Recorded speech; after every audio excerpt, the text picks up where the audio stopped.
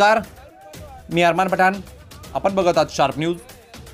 दुचाकी चोरी करताना नागरिकांनी 2 भामट्यांना रंगेहात पकडून केले पोलिसांच्या स्वाधीन. मालेगाव शहरात सध्या चोरीच्या घटनांमध्ये कमालीची वाढ झाली आहे. शहरातील प्रयास हॉस्पिटलजवळ काही इसम सकाळी 9 वाजेदरम्यान संशयास्पदरित्या फिरताना काही सतर्क नागरिकांना लक्षात आले. त्यांच्या हालचालीवरून तेथील नागरिकांना संशय आला असता ते दोघी काहीतरी गुन्हा करण्याच्या इराद्याने फिरताना दिसत होते. म्हणून काही जणांनी त्यांच्या हालचालीवर पाळत ठेवून त्या दोघे भामट्यांना तेथे उभी असलेली मोटरसायकल चोरी करताना रंगेहात पकडले व त्यांच्याबद्दल विचारपूस केली असता ते उडवाउडवीचे उत्तर देत होते.